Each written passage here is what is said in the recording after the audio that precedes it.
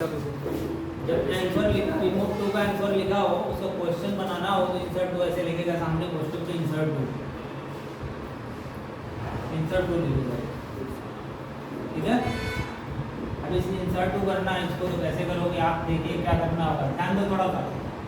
जहाँ सो लिखा होगा इसके स्थान पे टू कर देना। ठीक है, अब दैट से लेकर के कैन नॉट तक को हटाएंगे, इसके स्थान पे ये वाला टू लिखेंगे। लेकिन एक चीज ध्यान दीजिएगा, दोनों का सब्जेक्ट सेम होना चाहिए। दोनों का सब्जेक्ट अगर सेम नहीं है तो पहले वाले भाग में आपको फार मी, फार हिम, फार यस ये लिखना पड़ेगा। दूसरा वाला सब्जेक्ट जिससे बना हो, और समझ में। अब ये पूरा बनेगा तो हो जाएगा he is too lazy। अभी यहाँ से लेके यहाँ तक हटा देना है, इसके स्थान पे क्या लगाना, two. Is too lazy to keep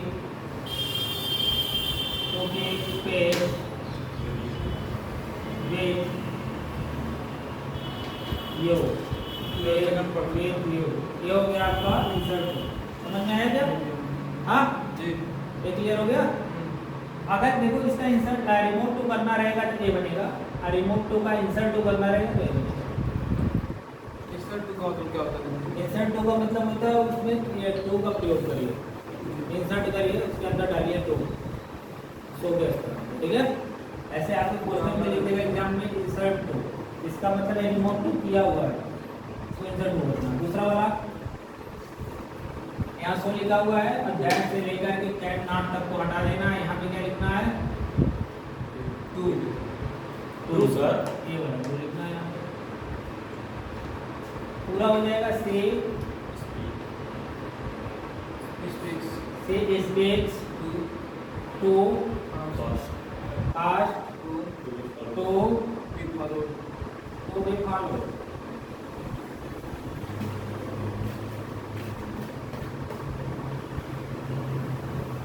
से speaks to cast to follow.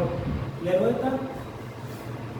तीसरा he was cruel beyond the proper limit। लेकिन मैंने कहा था ना आपको beyond the proper limit कहीं भी मिल जाएगा, तो इसका मतलब समझ जाना उसमें सिंगल एडवर्ब टू है, प्रीपोजिशन टू उसमें नहीं रहेगा।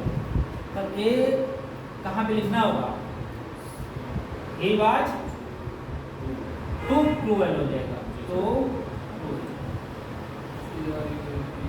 ये beyond the proper limit के स्थान पे टू लिखना है, वो भी एडजेक्टिव से पहले। Yes sir,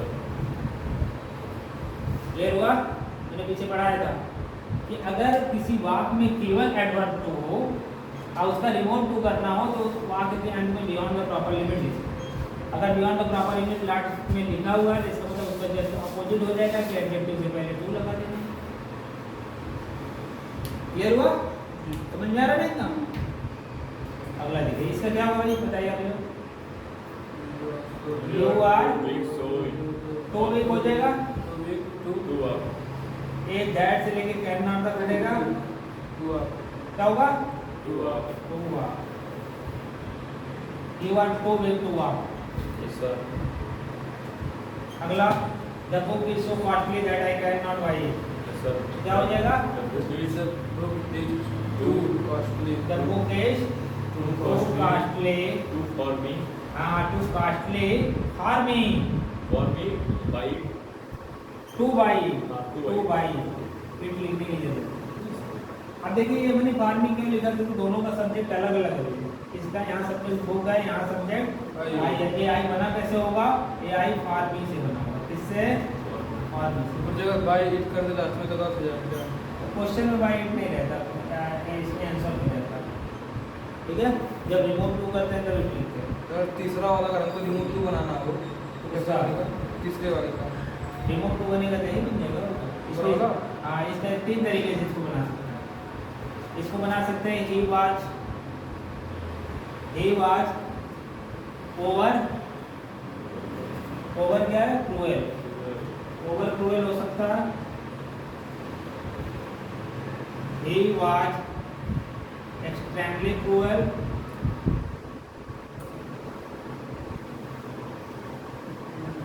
he was cruel beyond the proper limit। he was तो लिखा है सर, तो लिखा है, तीनों में से कोई बना देंगे, देखो सही।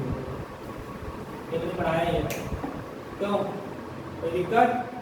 रोज तो लिखाने की जरूरत है, लिखाना पड़ेगा।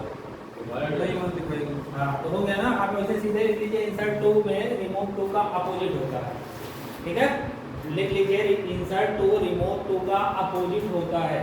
अपोजिट मतलब उल्टा। उधर सारे नियम जो पढ़ाया था मैंने उसी नियम का उल्टा। उल्टा होता है।